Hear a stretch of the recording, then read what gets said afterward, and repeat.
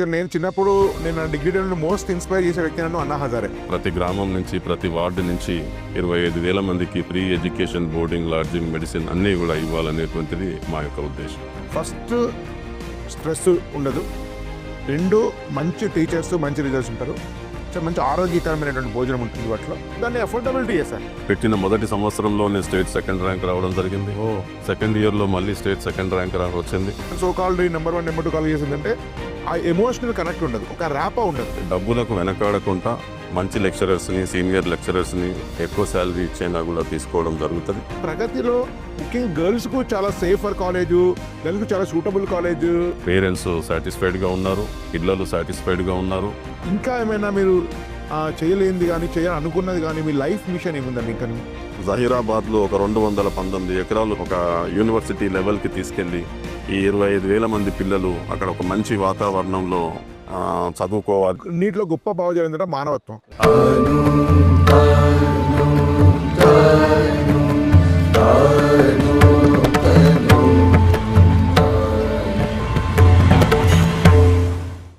అందరికీ నమస్కారం. SBR talks channel స్వాగతం. మిత్రులారా, మీరు నావి ఎన్నో ఇంటర్వ్యూలు చూసుండొచ్చు. ఎంతోమంది విద్యారంగంలోని ఒక ఉన్నత స్థాయి వ్యక్తులతో మాట్లాడడం కూడా మీరు గమనించుండొచ్చు. కానీ ఇప్పుడు నా పక్కన నిలిచినటువంటి వ్యక్తి అత్యంత అరుదైన వ్యక్తి. బహుశా నేను విద్యారంగానికి సంబంధించినటువంటి ఇంటర్వ్యూ చేసినటువంటి అత్యంత విశిష్ట వ్యక్తులలో ఒకరని ఖచ్చితంగా చెప్పచ్చు. వారితో మాట్లాడడము, వారు ఇంటర్వ్యూ చేసే అవకాశం నాకు ఇవ్వడం అనేది నా అదృష్టంగా భావిస్తున్నాను. వీరి పేరు దయాకర్ రెడ్డి గారు. చాలామంది ప్రగతి నగర్ దయాకర్ రెడ్డి అని కూడా అంటుంటారు. ఒక రకంగా ప్రగతి నగర్ రావడానికి, ప్రగతి నగర్ ఈ స్థాయిలో అభివృద్ధి చెందడానికి అనేక మంది middle class, lower middle class పీపుల్కు ఒక ఆవాసంలాగా మారడం కోసం వారి యొక్క కృషి ఉంది. అనేక సంవత్సరాల నుంచి వారు దీన్ని నిర్మించడంలో దోహదపడ్డారు. ప్రగతి నగర్ నిర్మాణం నుంచి మొదలైనటువంటి వారి ప్రస్థానం ప్రగతి స్కూల్స్ 34-35 సంవత్సరాల క్రితం నుంచి ఒక 5-6 సంవత్సరాల నుంచి ప్రగతి కాలేజెస్ ప్రారంభించారు. వారు అనేక హాస్పిటల్స్ నిర్మించారు. అనేక మంది, వేల మందికి ఉచిత విద్యాదానం చేస్తున్నారు. సో వారి ప్రస్థానం ఏంటి, ఈ ప్రగతి విద్యా సంస్థల వెనుక ఉన్నటువంటి వారి యొక్క ఇంటెన్షన్ ఏంటి, ఇది అనేక కాలేజీల కంటే ఎలా డిఫరెంట్ ఉంది, సో ఇవన్నీ కూడా వారితోటి స్వయంగా మాట్లాడి తెలుసుకుందాం. నమస్కారం సార్. నమస్కారం సార్. యాక్చువల్లీ ప్రగతి నగర్ తర్వాత మీరు వారి వెల్ఫేర్ కోసం చాలా చేశారు. నేను టౌన్షిప్, ఈ కాలనీ నిర్మించడము, తర్వాత వాళ్ళ కోసము విద్యా సంస్థలు, ప్రగతి స్కూల్, తర్వాత పీపుల్స్ హాస్పిటల్, సో చేశారు. ఈ ప్రగతి స్కూల్ ఎందుకు పెట్టాలనిపించింది? అంటే ప్రగతి స్కూల్లో మిగతా స్కూళ్ళ కంటే ఏ విధమైనటువంటి డిఫరెన్స్ ఇవ్వగలిగారు మీరు? అది మేము ఇప్పుడు మా అల్విన్ ఎంప్లాయీస్కి ఏదైతే కాలనీ ఏర్పాటు చేసి 725 మందికి ఏర్పాటు చేశామో, వాళ్ళ పిల్లలకి చదువు కోసం మాకు స్కూల్ అవసరమైంది. నిజం చెప్పాలంటే అప్పటి వరకు స్కూల్ గురించి మేము ఆలోచించలేదు. కేవలం ఇల్లు వరకే మేము ఆలోచించడం జరిగింది. ఎప్పుడైతే మా పిల్లలకి స్కూల్ అవసరమైందో వెంటనే మేమందరం ఆలోచించుకొని ల్యాండ్ ఓనర్తో మాట్లాడి తక్కువ కాస్ట్కి ల్యాండ్ తీసుకొని వెంటనే స్కూల్ స్టార్ట్ చేయడం జరిగింది. ఒక 130-140 మంది పిల్లలతోటి 1994లో స్కూల్ అనేటువంటిది ఏర్పాటు చేయడం జరిగింది. అప్పటికే మేము కాలనీ పేరు ప్రగతి నగర్ పెట్టున్నాము ఆలోచించి. కాబట్టి స్కూల్ పేరు కూడా ప్రగతితో మొదలుపెట్టి ప్రగతి విద్యానికేతన్ అనే పేరుతోటి స్టేట్ సిలబస్ స్కూలు 94లో స్టార్ట్ చేయడం జరిగింది. సో మా ఎంప్లాయీస్కి తక్కువ కాస్ట్లో కొన్ని వాల్యూస్ తోటి ఎడ్యుకేషన్ అందించాలనేటువంటిదే ఆ రోజు మేము ప్రధానంగా మేము ఆశించినటువంటిది. ఆ ప్రిన్సిపల్ బేస్ చేసుకొనే ఈరోజు వరకు కూడా మేము పనిచేయడం జరుగుతూ ఉంది. మంచి విద్యతో పాటు మంచి విలువలు తక్కువ ఖర్చుతో ఇవ్వాలనేటువంటిది మా యొక్క ప్రధాన ఉద్దేశం. సార్, ఇప్పుడు ప్రగతి స్కూల్స్ మొత్తం ఎన్ని ఉన్నాయి సార్? యాక్చువల్లీ ప్రగతి స్కూల్స్ వాల్యూము చాలా రకాల స్కూల్స్ పెడుతున్నాం. ప్రస్తుతం మనం ఇది మెలియోరా దానిలో ఉంటున్నాము. సో ఇట్లా ఎన్ని రకాల స్కూల్స్ ఉన్నాయి? ప్రగతి పేరుతోటి స్కూల్స్ కానీ కాలేజెస్ కానీ దాదాపు ఒక 15 స్కూల్స్ కాలేజెస్ ఉంటాయి. ప్రగతి నగర్లోనే ఎక్కువ శాతం ఉన్నాయి. కాలేజెస్ మాదాపూర్లో ఉంది, జేఎన్టీయూలో ఉంది, ప్రగతి నగర్లో ఉంది. స్కూల్స్ ప్రగతి నగర్లో కాకుండా శంకర్పల్లిలో ఒక స్కూల్ ఉంది, అట్లాగే సంగారెడ్డిలో కూడా ఒక స్కూల్ ఉంది. ఈ రకంగా దాదాపు 14-15 స్కూల్స్ ఉన్నాయి. అందులో ఒక 12,000 మంది పిల్లలు ఈరోజు ప్రగతి గ్రూప్ ఆఫ్ స్కూల్స్లో చదువుకోవడం అనేటువంటిది జరుగుతూ ఉంది. సరే, యాక్చువల్లీ ఇప్పుడు బహుశా ప్రపంచమంతా కూడా విద్య కమర్షియలైజ్ అయిపోయింది, కార్పొరేటేషన్ అయిపోయింది. మీకు స్కూల్ అన్నా కాలేజ్ అన్నా చాలా స్ట్రెస్ ఉంది, అనేక అబద్ధాలు ప్రచారం చేస్తున్నాయి కొన్ని కార్పొరేట్ శక్తులు, పెట్టుబడిదారి శక్తులు. సో చాలామంది దాన్ని నిజమని కూడా పేరెంట్స్ భావిస్తున్నారు. ఇలాంటి కాంటెక్స్ట్లో కంప్లీట్ మీకు అంటే ఏదైతే ఎలాంటి తప్పుడు భావజాలం ప్రచారం చేయకుండా ఒక నిబద్ధతతోటి పిల్లలకు స్ట్రెస్ లేకుండా ఎఫర్డబుల్గా మంచి విద్య ఎట్లా అందించగలుగుతున్నారు మీరు? నేను ముందే చెప్పినట్టుగా మా విధానం కమర్షియల్ అనేటువంటిది కాదు. మీరు అన్నట్టుగా ఈరోజు ఉన్నటువంటి స్కూల్స్, కాలేజెస్ అన్నీ కూడా కమర్షియల్గా నడుస్తున్నటువంటిది కొంతవరకు వాస్తవమే. బట్ ఏమైనా అది మా బాధ్యతగా స్కూల్స్ పెట్టున్నాం కాబట్టి కమర్షియలైజేషను మా యొక్క ఇంటెన్షను కాదు. కానీ ఒక బాధ్యత, సామాజిక బాధ్యత మా అంతటా మేమే తీసుకొని స్కూల్స్లో ఉన్నటువంటి పిల్లలకి మంచి విద్య ప్లస్ విలువలతో పాటు ఒక నిరుపేద పిల్లలకి కూడా ఏదైతే కొద్దిపాటి సర్ప్లస్ జనరేట్ అవుతుందో ఆ సర్ప్లస్ తోటి నిరుపేద పిల్లలకి ఫ్రీ ఎడ్యుకేషన్ ఇవ్వాలి అనేటువంటి ఒక ఉద్దేశంతో మేము గత 14 సంవత్సరాల నుంచి వెళ్ళి అది కూడా 130 మంది పిల్లలతో మొదలెట్టి ఈరోజు 900 మంది పిల్లలకి ఫ్రీ ఎడ్యుకేషన్, బోర్డింగ్, లాడ్జింగ్ అనేటువంటిది ఇవ్వడం జరుగుతూ ఉన్నది. అది 4-5వ తరగతి నుంచి యూనివర్సిటీ లెవెల్ వరకు ఫ్రీ ఎడ్యుకేషన్ అనేటువంటిది ఇస్తున్నాం. ఇది రాష్ట్ర వ్యాపితంగా ఈరోజు ఉన్నారు పిల్లలు. మా ఉద్దేశం కూడా ప్రతి గ్రామం నుంచి వెళ్ళి ఒక పాపని కానీ బాబుని కానీ ఫ్రీ ఎడ్యుకేషన్ ఇచ్చి ఒక మంచి సిటిజన్గా, విలువలతో కూడినటువంటి సిటిజన్ని తయారు చేయాలనేటువంటిది మా యొక్క ఉద్దేశం. ఎందుకంటే ఒకటి ఆ జనరేషన్, ఆ కుటుంబం నుంచి ఫ్యూచర్లో ఎడ్యుకేటెడ్ ఫ్యామిలీగా అవ్వడం ఒకటైతే, రెండోది తిరిగి ఆ యొక్క గ్రామానికి కానీ ఆ యొక్క ప్రాంతానికి కానీ వాళ్ళు ఏదన్నా సర్వీస్ చేసేటువంటి ఆలోచన వల్ల కలుగుతుంది అనేటువంటి ఉద్దేశంతో మేము ఆ రకంగా చేస్తూ ఉన్నాం. ప్రస్తుతానికి 900 మందే ఉన్నారు. భవిష్యత్తులో ఒక 25,000 మంది నిరుపేద పిల్లలకి తెలంగాణలో ఉన్నటువంటి ప్రతి గ్రామం నుంచి, ప్రతి వార్డు నుంచి 25,000 మందికి free education, boarding, lodging, medicine అన్నీ కూడా ఇవ్వాలనేటువంటిది మా యొక్క ఉద్దేశం. సార్, యాక్చువల్లీ ఈ పీపుల్స్ అనేది గుర్తుంది. మీ పీపుల్స్ హాస్పిటల్ కూడా మీరు ప్రగతి నగర్ పాస్ల కోసం ప్రగతి కాలనీ స్టార్ట్ చేశారు, స్కూల్ స్టార్ట్ చేశారు. సో వాళ్ళ కోసం హాస్పిటల్ స్టార్ట్ చేశారని నేను విన్నాను. ఈ పీపుల్స్ హాస్పిటల్ తర్వాత మీ బాబు కూడా దాని మధ్య దాన్ని బాధ్యత తీసుకుంటున్నారని విన్నాను. దాని గురించి చెప్పండి కాస్త. మేము పీపుల్స్ హాస్పిటల్ కూడా గత 14 సంవత్సరాల నుంచి నడపడం జరుగుతూ ఉంది ప్రగతి నగర్లో. దాని కాన్సెప్ట్ కూడా కమర్షియలైజేషన్ కాకుండా తక్కువ కాస్ట్తో మంచి ఆరోగ్యాన్ని ఇవ్వాలనేటువంటి ఉద్దేశంతో చేస్తూ ఉన్నాం. అందులో మా బాబు బాధ్యతలు తీసుకోలేదు, కానీ ఒక టైమింగ్స్ 2-3 అవర్స్ టైం స్పేర్ చేసి ఆ పీపుల్స్ హాస్పిటల్లో మా బాబు గ్యాస్ట్రోఎంట్రాలజిస్ట్. యూఎస్లో ఉన్నాయి చాలా కాలం. లేదు, ఆ బాబు ఇక్కడే చదివాడు, ఇక్కడే చదివి చేస్తున్నాడు. చిన్న బాబు యూఎస్లో ఉండే, చిన్న బాబు కూడా తిరిగి వచ్చేసాడు ఇప్పుడు. సార్, ఇప్పుడు మీరు అల్టిమేట్గా మీరు ఫౌండర్, సో మల్లికార్జున రెడ్డి గారు కీలక బాధ్యత నిర్వహిస్తున్నారు. సో మీరు పిల్లలకు నిజంగా మంచి విద్య రావాలి, స్ట్రెస్ లేకుండా ఉండాలి, సక్సెస్ కూడా కావాలి. ఎందుకంటే JEE purely entrance oriented school అంటేనేమో పెద్దగా రిజల్ట్స్ ఓరియంటెడ్ కాదు. సో కానీ డెఫినెట్గా ఇది రిజల్ట్ ఓరియంటెడ్. సో వీటిని సాధించాలంటే డెఫినెట్గా ఒక మంచి టీమ్ ఆఫ్ ఫ్యాకల్టీస్ ఉండాలి, వాళ్ళు చాలా క్వాలిఫైడ్ ఉండాలి, ఎక్స్పీరియన్స్ ఉండాలి, వాళ్ళ కమిట్మెంట్ ఉండాలి. సో ఇవి మీరు ఎన్ని మాట్లాడినా, మనము ఎన్ని రకాల విలువల గురించి చెప్పినా, మనం ఎన్ని రకాల ఫిలాంథ్రపీకి ఉన్నా కూడా మీకు జేఈ నీట్లో ఒక మంచి రిజల్ట్ ఎక్స్పెక్ట్ చేయడమే పేరెంట్ చేస్తుంటాడు, మిగతావన్నీ సెకండరీ అవుతాయి. సో ఈ రిజల్ట్స్ అచీవ్ చేయడం కోసము ఈ ఫ్యాకల్టీ రిక్రూట్మెంట్ కానీ లేకుంటే అకాడమిక్ ప్రోగ్రామ్ కానీ నార్మల్గా బ్రాడర్గా ఎట్లా మనం అంటే మీరు పాటించే ప్రమాణాలు ఏంటి? మేము బేసిక్గా పిల్లల ఎడ్యుకేషన్కి సంబంధించి ఖర్చుకు వెనకాడం. ఇప్పుడు ఇదంతా మంచి క్వాలిటీ రావాలంటే మంచి టీచరు, మంచి లెక్చరర్ ఉండాల్సిన అవసరం ఉంటుంది. మంచి లెక్చరర్ లేకపోతే ఉపయోగం ఉండదు.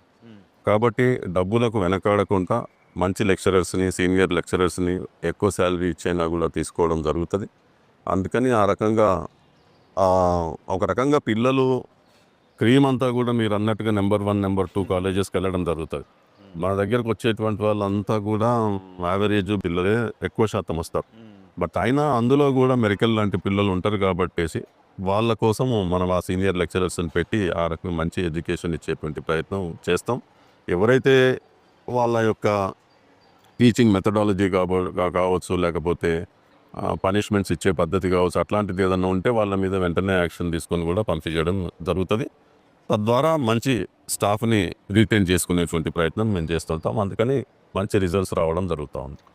సరే, ఇప్పుడు మీరు చెప్పిన దాని ప్రకారము చాలా పెద్ద పెద్ద కార్పొరేట్ సంస్థల యొక్క దృష్టి అంతా ఎక్కడ ఉంటుందంటే, మాకు ఎవడు ర్యాంక్ తీసుకొస్తాడు, వాడి ర్యాంకుని మేము అన్ని అడ్వర్టైజ్మెంట్లో టీవీలలో పేపర్లను నింపేసి వాటిని చూపెట్టుకొని వేల మంది లక్షల మందిని తీసుకొని వేల కోట్ల వ్యాపారం చేయాలనేటువంటి ఒక వ్యూహాన్ని ఎన్నుకున్నారు. మీకు తెలియని విషయం కాదు.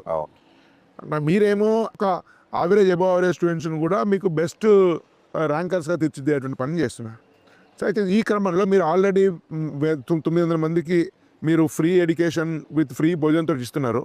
భవిష్యత్తులో ఇది వేల సంఖ్య తీసుకెళ్ళాలనేది మీ ఆశయం, మీ జీవిత ఆశయంలాగా మీరు చాలామంది చెప్పారు, నేను కూడా వింటున్నాను. సో అట్లాంటి నేపథ్యంలో నిజంగా ఒక మిడిల్ క్లాస్లో ఉండి, లోయర్ మిడిల్ క్లాస్లో ఉండి, అంటే మీ పరిధిలో కాకపోవచ్చు, ఎందుకంటే ఫ్రీ ఎడ్యుకేషన్ ఇవ్వాలంటే మీకునే ప్రమాణాలు వేరు. నిజంగా మంచి స్టూడెంట్స్ ఎంత అవుతాయి, మీరు ఏమైనా డిస్కౌంట్స్ కానీ, స్కాలర్షిప్స్ కానీ, ఇట్లాంటి మెరిట్ అండ్ బీన్స్ లాంటి ఏమైనా ప్రొవైడ్ చేస్తున్నారా? అంటే అది కేస్ టు కేస్ ఆలోచిస్తామండి. ఆ రకంగా ఎవరైనా మెరిటోరియస్ ఉండి వాళ్ళకి నిజంగా వాళ్ళ యొక్క బ్యాక్గ్రౌండ్ అంత ఖర్చు పెట్టలేనటువంటిది పరిస్థితి ఉంటే డెఫినెట్గా వాళ్ళకి కన్సెషన్స్ ఇవ్వడం అనేటువంటిది జరుగుతుంది. సార్ యాక్చువల్లీ మా పిల్లలు కాకుండా కూడా స్కూల్స్లో కానీ కాలేజెస్లో కానీ ఉండేటువంటి పిల్లలకి సడన్గా ఏమైనా కొన్ని సమస్యలు వస్తాయి, వాళ్ళ ఇన్కమ్ కోల్పోతారు. అటువంటప్పుడు కూడా అది మా దృష్టికి వచ్చినప్పుడు మేము వాళ్ళని సపరేట్గా చూస్తాము. వాళ్ళకు కన్సెషన్స్ ఇవ్వడం కానీ అట్లాంటిది జరుగుతుంది. కొందరికి ఫ్రీగా ఇచ్చిన సందర్భాలు ఉన్నాయి, కొందరికి 50% కన్సెషన్ ఇచ్చిన సందర్భాలు ఉన్నాయి, ఇంకొందరికి 25% కన్సెషన్ ఇచ్చిన సందర్భాలు కూడా ఉన్నాయి. సార్ ఇప్పుడు ఇప్పుడు ప్రగతి నగర్ నుంచి మిమ్మల్ని విడదీసి చూడలేము. మీరు ప్రగతి నగరు, ప్రగతి స్కూల్స్ ఈ మూడు కూడా అవినాభావ సంబంధం ఉన్నాయి. సో 35 సంవత్సరాల అనుబంధం, 30 సంవత్సరాలు 3 ఇంటర్లింక్ అయినాయి. అవును. సో ఇప్పుడు ప్రగతి కాలేజెస్ మాత్రం గత 5-6 సంవత్సరాల నుంచి వచ్చినాయి. అంటే మీరు 5 సంవత్సరాల బహుశా ఇది మీకు కొంచెం కొత్త డొమైన్. స్కూల్స్ అంటారేమో వేరు. అయినప్పుడు ఈ 5 ఏళ్ళ ప్రయాణాన్ని మీరు ఒక్కసారి తిరిగి చూసుకుంటే, ఈ 5 ఏళ్లలో మిగతా వాళ్ళు సాధించింది, మీరేమైనా సాధించింది ఏం చెప్తారు దీని గురించి? 5 ఏళ్ళ మొత్తం ప్రస్థానంలో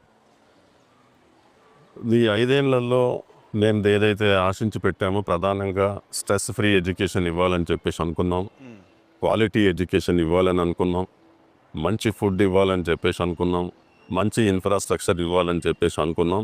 ఇవి ఉద్దేశించి మేము పెట్టడం జరిగింది. వీటితో పాటు ఎవరైతే హాస్టల్లో ఫ్రీ ఎడ్యుకేషన్ పొందుతున్నారో నిరుపేద పిల్లలకి, వాళ్ళకు కూడా ఇందులో ఎడ్యుకేషన్ ఇవ్వాలని చెప్పేసి, ఎవరైతే ఫ్రీగా మీరు చదువు చెప్తున్నారో సో వాళ్ళలో కూడా కొద్ది మందికి ఇవ్వడం అనేటువంటిది జరుగుతుంది. కాబట్టి అది ఈరోజు మాకు నెరవేరిందని చెప్పేసి మేము భావిస్తూ ఉన్నాం.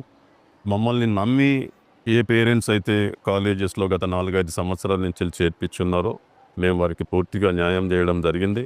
పేరెంట్స్ సాటిస్ఫైడ్గా ఉన్నారు, పిల్లలు సాటిస్ఫైడ్గా ఉన్నారు. రిజల్ట్స్ పరంగా చూసినా కూడా మీరు చూడండి, తర్వాత మీకు ఆ డీటెయిల్స్ ఇస్తాము. మంచి రిజల్ట్స్ అనేటువంటిది మేము అతి తక్కువ కాలంలో ఇవ్వడం జరిగింది. పెట్టిన మొదటి సంవత్సరంలోనే స్టేట్ 2nd ర్యాంక్ రావడం జరిగింది. సెకండ్ ఇయర్లో మళ్ళీ స్టేట్ 2nd ర్యాంక్ వచ్చింది. అట్లాగే ఈ ఐఐటి కాలేజెస్లో కానీ, మెడిసిన్ కానీ వీటిల్లో కూడా సీట్లు రావడం అనేటువంటిది జరిగింది. ఇంకా ఇంప్రూవ్మెంట్కి అవకాశం లేదా అంటే తప్పకుండా అవకాశం ఉంది.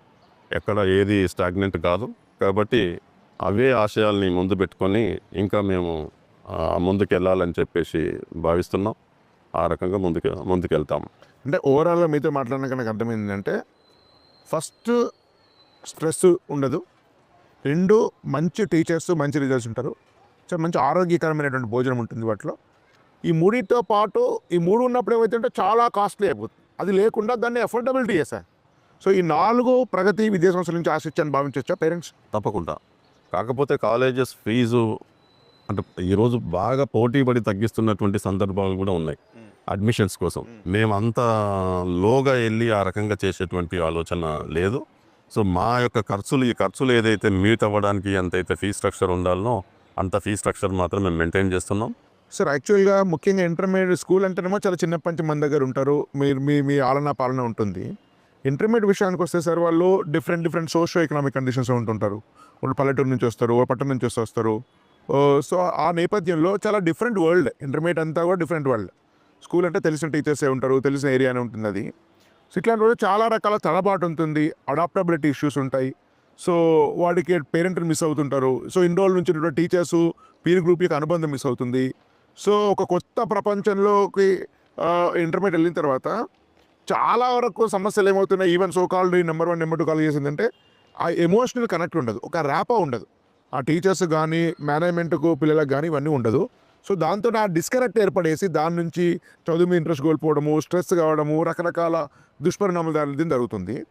సో నేను విన్నంత వరకు శ్రీధర్ మొత్తం చూసి కాలేజీ తిరిగి భోజనం చేసి క్లాస్ విన్నంత తర్వాత అర్థమైందంటే ఒక పిల్లల్ని ఒక ప్రేమతో ఆప్యాయతో రిసీవ్ చేసుకోవడము, వాళ్ళతోటి ఒక మంచి ఆత్మీయ సంబంధాన్ని నెలకొల్పుకోవడము. సో వాళ్ళు ఎక్కడ కూడా ఎమోషనల్ డిస్కనెక్ట్ కాకుండా వాళ్ళతోటి కలిసి ఒక కుటుంబానికి రీప్లేస్మెంట్ ఇవ్వకపోయినా కూడా ఎంతో ఒక కుటుంబం లాంటి వాతావరణంతో టీచర్స్ ఉన్నారు, పిల్లలు అట్లే ఉన్నారు. ఒక హోమ్లీ అట్మాస్ఫియర్ని క్రియేట్ చేశారని శ్రీధర్ చెప్పాడు. ఎందుకంటే మొత్తం విజిట్ చేసి మనం ఏ కాలేజ్ అయినా కూడా చూసి విజిట్ చేసి అక్కడ మొత్తం రోజంతా స్పెండ్ చేయకుండా మనం రివ్యూ చేయమని చాలామందికి తెలుసు. అది ఇంప్రెస్ అయ్యి నేను ఇంత దూరం వచ్చాను. సో ఇది ఎట్లా నిర్మాణం చేయగలిగారు మీరు ఒక కాలేజీలో? అంటే మేము దాన్ని నమ్ముతాము. పిల్లలు ఏంటంటే తల్లిదండ్రులను వదిలిపెట్టి వాళ్ళ ప్రాంతాన్ని వదిలిపెట్టి ఒక కొత్త ప్లేస్కి, ఒక కొత్త ఎన్విరాన్మెంట్కి వస్తారు. అందులో వాళ్ళ వయసు కూడా చిన్న వయసు కాబట్టి వాళ్ళకి ఏదో మిస్ అయ్యాము అనేటువంటిది డెఫినెట్గా ఉంటుంది. దాన్ని మేము వీలైనంత వరకు వాళ్ళతోటి కలిసిమెలిసి ఉండి వాళ్ళకు ఒక ఫ్యామిలీ అట్మాస్ఫియరు, ఫ్యామిలీ బాండింగ్ లాగా వాళ్ళని కేర్గా చూడడం అనేటువంటిది మేము చేస్తాము. ముఖ్యంగా ఆడపిల్లలకి ఇంకా ఎక్కువ భద్రత లేదా వాళ్ళకి ఆ హోమ్లీ అట్మాస్ఫియర్ క్రియేట్ చేసేటువంటి ప్రయత్నం మా టీచర్సు, మా మల్లికార్జున రెడ్డి గారు, మిగతా వాళ్ళందరూ కూడా ఆ లైన్లోనే వాళ్ళు చేస్తారు. చదువు అనేటువంటిది సెకండరీ. వాళ్ళు ఎప్పుడైతే కొత్తగా వచ్చినప్పుడు వాళ్ళు ముందు ఇక్కడ సెట్ అవ్వడం అనేటువంటిది ఇంపార్టెంట్. కాబట్టి అక్కడ ఏదైతే మిస్ అవుతున్నారో అటువంటిదంతా కూడా ఇక్కడ ఒక ప్రీ అట్మాస్ఫియర్ వాళ్ళకి ఇంట్లో ఎట్లయితే ఉంటుందో అట్లాంటి అట్మాస్ఫియర్ని మేము ఇక్కడ క్రియేట్ చేస్తాము. దానికి మా లెక్చరర్స్ కానీ స్టాఫ్ కానీ వాళ్ళందరూ కూడా ఆ బాధ్యత తీసుకొని చేస్తారు. కాబట్టి మేము అది చేయగలుగుతా ఉన్నాం. ఏదైనా 1-2 చిన్న చిన్న సమస్యలు ఉన్నా కూడా మేము చెప్పాల్సింది చెప్తూ వెంటనే మళ్ళీ పేరెంట్స్ తోటి కూడా మాట్లాడి పేరెంట్స్ని కూడా పిలిపించి ఆ గ్యాప్ కానీ అది ఏదైనా ఉంటే వెంటనే కవర్ చేసేటువంటి ప్రయత్నం కూడా మా వాళ్ళు చేస్తారు. సో మీరు మొత్తం 3 హాస్టల్స్ ఉన్నాయి సార్? హాస్టల్స్ 3, ఒకటి బాయ్స్ ఉంది, 2 గర్ల్స్ హాస్టల్స్ ఉన్నాయి. అది ఒకటి మాదాపూర్, 4 ఉన్నాయి. మాదాపూర్లో బాయ్స్ గర్ల్స్ ఉంది, జేఎన్టీయూలో గర్ల్స్ ఉంది, ప్రగతి నగర్లో కూడా ఒకటి గర్ల్స్ క్యాంపస్ ఉంది. సో డే స్కాలర్స్ మాత్రం ఓన్లీ ప్రగతి నగర్. 5 క్యాంపస్ వరకు జేఎన్టీయూ ఉండే, జేఎన్టీయూని తీసేసి దాన్ని గర్ల్స్ క్యాంపస్ హాస్టల్ చేస్తున్నాము. డేది మాత్రం ఓన్లీ ప్రగతి నగర్లో ఉంది. మొత్తం 5 సంవత్సరాల ప్రయాణంలో 5 బ్రాంచెస్ స్టార్ట్ చేశారు. అవును. సో విషయానికి వస్తారు ఈ ప్రగతిలో ముఖ్యంగా గర్ల్స్కు చాలా సేఫర్ కాలేజు, గర్ల్స్కు చాలా సూటబుల్ కాలేజు, ముఖ్యంగా రెసిడెన్షియల్ వాళ్ళకనే భావన నేను వింటున్నాను.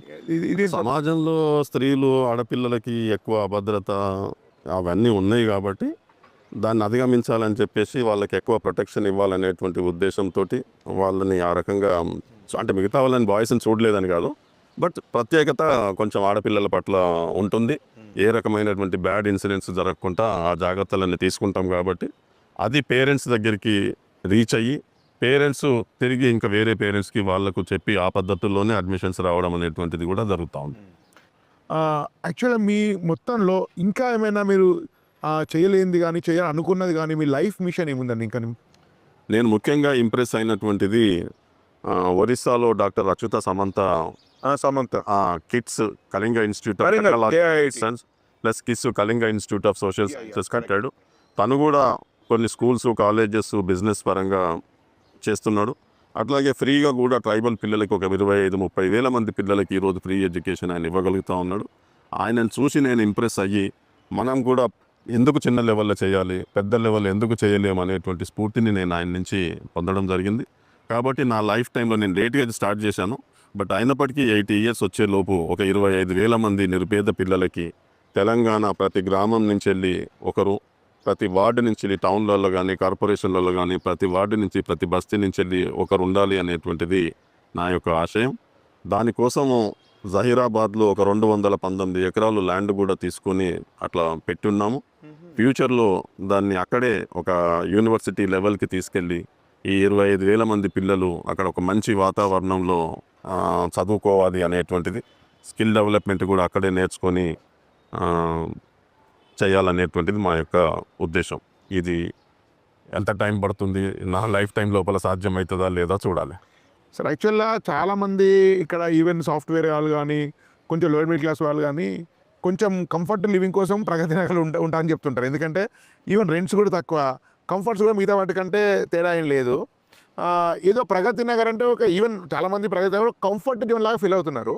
ఏం సార్ ఈ ప్రగతి నగర్ ఇట్లా ఎమర్జీ కావడం కోసము మీరు ఏమైనా జాగ్రత్తలు తీసుకున్నా, ఎందుకు అట్లా జరిగింది అయితే? ఒక హోమ్ అంటే కుక్కడపల్లి లాంటి కార్పొరేట్ వాతావరణంలో ఉండే ఒక కాస్మోపాలిటన్ వాతావరణంలో ఇది ఒక విలేజ్ లాగా, ఇది ఒక హోమ్ లాగా ఇంప్రెషన్ వచ్చి చాలామందికి ఎట్లా జరిగింది సార్ అది?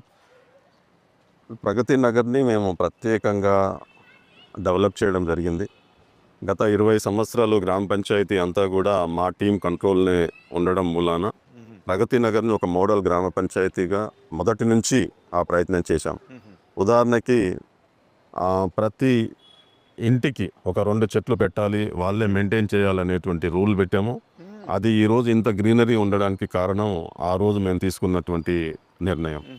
అట్లాగే ఎక్కడ లేనటువంటిది మంజీరా వాటర్ మేము 96లోనే తీసుకురావడం జరిగింది.